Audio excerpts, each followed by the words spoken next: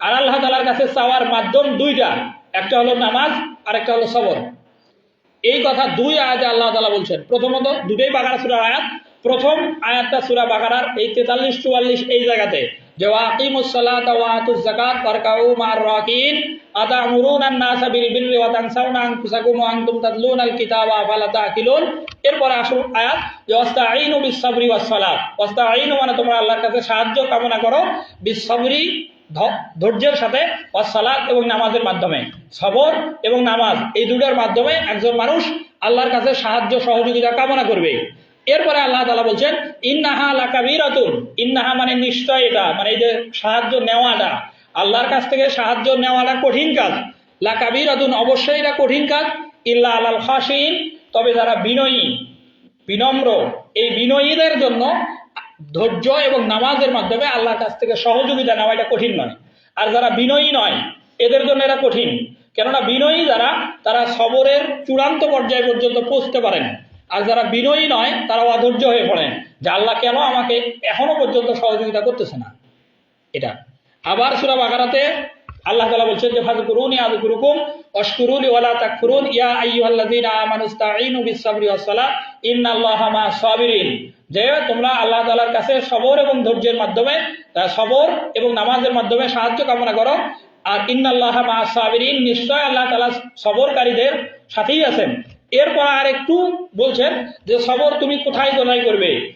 সবরের কিছু ক্ষেত্র আল্লাহ তাআলা পরের আয়াতে বলছেন যে ওয়ালা নাবলুওয়ান্নাকুম বিশাইইন মিনাল খাউফি ওয়াল জুই ওয়া নাকসিম মিনাল আমওয়ালি ওয়াল আনফুসি ওয়াস সামারাত ওয়া বাশশিরিস সাবিরিন। ওয়ালা নাবলুওয়ান্নাকুম, মানুষদেরকে আল্লাহ বলছেন যে অবশ্যই আমি আপনাদেরকে পরীক্ষা করব, বিশাইইন এমন কিছু বিষয় দিয়ে। সেটার এক নম্বর হলো মিনাল খাউফ, ভয় দিয়ে। এটা মানে জীবন নাশের ভয়, সহ সামগ্রিক ভয়, চূড়ান্ত পর্যায়ে ভয়। আল্লাহ তাআলা ভয়ের মাধ্যমে মানুষদেরকে পরীক্ষা করবেন। ওয়াল জুই, ক্ষুধার মাধ্যমে 2 নম্বর। 3 নম্বর ওয়ানাকসিম মিনাল আমওয়াল, সম্পদ কম দিয়ে আল্লাহ পরীক্ষা করবেন।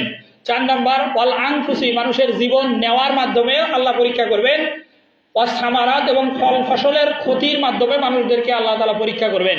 এই 5 বিষয় পরীক্ষা করবেন। এই পরীক্ষাগুলোতে যে ব্যক্তি সবর ধারণ করতে পারবে তাদের সম্পর্কে আল্লাহ তাআলার শেষ বক্তব্য ওয়াবাশশিরিস সাবিরিন। মানে এবং বাশশির মানে হলো সুসংবাদ, সাবিরিন মানে ধৈর্যশীল।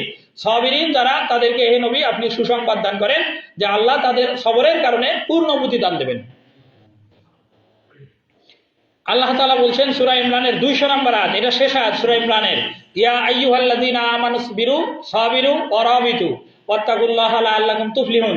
এই আয়াতে 2 সবরের কথা আল্লাহ তাআলা বলছেন যে ইয়া আইয়ুহাল্লাযীনা আমানুসবিরু, হে ঈমানদারগণ তোমরা ধৈর্য ধারণ করো।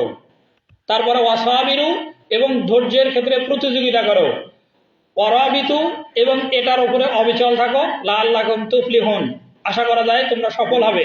এই আয়াতে 2 বার সবর বলার 2টা অর্থ। প্রথম যেটা, একটা হলো নিজের ক্ষেত্রে, আমি নিজেই নিজের ক্ষেত্রে সবর করব। সবর 3 প্রকার। সবর 3 প্রকার। 1 নম্বর আস-সাবরু ফিত তাআত, আনুগত্যের ক্ষেত্রে সবর। আল্লাহর হুকুম মানতে গিয়ে আমার কষ্ট হয়, তবুও আমি ধৈর্য ধারণ করে আল্লাহর হুকুম বাস্তবায়ন করি।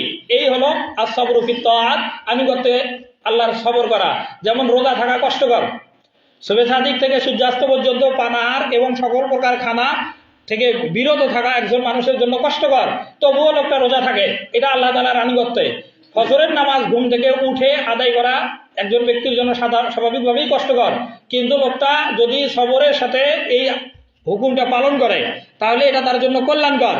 জিহাদের ময়দানে জীবনের রিস্ক নিয়ে দিন কায়েমের জন্য জিহাদের ময়দানে অবতীর্ণ হওয়া এটা কষ্টকর, কিন্তু এই রিস্ক নিয়ে যদি সে জিহাদের ময়দানে যায় এটা আনুগত্যে সবর। 2 নম্বর আস-সাবরু ফিল মাসিয়াত, এটা হলো পাপের কাছ থেকে নিজেকে বিরত রাখার মাধ্যমে সবর করা, যে আমি পাপের কাজে যাব না। 13 পারার প্রথম সূরা ইউসুফের আয়াত, আল্লাহ তাআলা বলছেন যে ইন্নান নাফসা লাআম্মারাতুন বিসসুই, মানুষের যে নফস আছে এই নফস 2 প্রকার।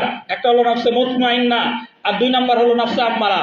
যে নফস আল্লাহ তাআলা যেমন বলেছে ঠিক তেমন তেমন ভাবেই চলে এবং এটাই সে সন্তুষ্ট, এমন নফসকে নফসে মুতমাইন্না বলে। আল্লাহ যেমন বলছে আমি ঠিক তেমনই করি এবং আমি এতেই সন্তুষ্ট, যদি এরকম হয় এটাকে নফসে মুতমাইন্না বলে। আর আল্লাহ যেমন বলছে আমি তেমন না, বরং মন আমার যেমন চায় আমি ঠিক তেমন চলি, যদি এইরকম কারো নফস হয় এই নফসের নাম হলো নফসে আম্মারা। আর এই নফসে আম্মারা এটা মানুষের আমলের কারণেই তৈরি হয়ে যায়, আর নফসে মুতমাইন্না এটাও মানুষের আমলের কারণেই তৈরি হয়ে যায়। আল্লাহ তাআলা বলছেন যে ইন্নান নাফসা লাআম্মারাতুন বিসসুই, মানুষের মন পাপের দিকে ঝুঁকে পড়ে। আর এই রকম পাপের দিকে আকৃষ্ট না হওয়া, যে আল্লাহ তাআলা হুকুম এটাতে নাই, বরং আল্লাহ তাআলার নিষেধ, এটা নিষেধটাকে বর্জন করার ক্ষেত্রে সবর করা, এটা সবরু ফিল মাসিয়াত। আর 3 নম্বর হলো সবরু ফিল মুসিবাত, বিপদ আপদে ধৈর্য ধারণ করা। আল্লাহ তাআলা এই আয়াতে বলছেন এই ইয়া আইয়ুহাল্লাযিনা আমানুসবিরু, হে ঈমানদারগণ তোমরা সবর করো। এই সবরটা হলো এই 3 ধরনের। পরের শব্দ অসাবিরু, অসাবিরু হলো শত্রুর মোকাবেলায় ধৈর্য ধারণ করা, শত্রুর মোকাবেলায় ধৈর্য ধারণ করা। জিহাদের ময়দানে শত্রু আমাকে আক্রমণ করেছে, এর মোকাবেলায় আমার কষ্ট হচ্ছে, তবু আমি সবর করতেছি। এই সবরকে দ্বিতীয় আয়াতে দ্বিতীয় শব্দ সবর হিসেবে আল্লাহ তাআলা বলছেন। এরপরে বলছেন ওয়ারাবিতু, যদি তোমরা এটার উপরে অটল থাকো তাহলে আল্লাহ তাআলা বলছেন যে লাআল্লাকুম তুফলিহুন, আশা করা যায় তোমরা সফল কাম হবে। এই সফল কামের অর্থ কি? এই সফল কামের অর্থ হলো একজন মানুষ জাহান্নামী থেকে জান্নাতি হতে পারবে। আল্লাহ তাআলা বলছেন যে ফামান যুহজিহা আনিন নার ওয়া উদখিলাল জান্নাহ ফাকাদ ফাজ, সফল সেই সে ব্যক্তি জাহান্নাম থেকে রক্ষা পেল এবং জান্নাতের ভিতরে প্রবেশ করলো। ফা মানে অতঃপর, মান মানে যিনি, যুহজিহা মানে রক্ষা পেল, আনিন নার মানে জাহান্নাম থেকে, ওয়া উদখিলা, ওয়া মানে এবং, উদখিলা মানে প্রবেশ করলো, জান্নাত মানে বেহেশত, যে বেহেশতের ভিতরে প্রবেশ করলো, ফাকাদ ফাজ সে যেন নিশ্চিত সফল হয়ে গেল। আল্লাহ তাআলা আমাদেরকে জাহান্নাম থেকে নিষ্কৃতির মাধ্যমে জান্নাতি হওয়ার উপযোগী আমলগুলো যথাযথভাবে করার তৌফিক সকলকে দান করুক। সকল বলে আল্লাহুম্মা আমিন।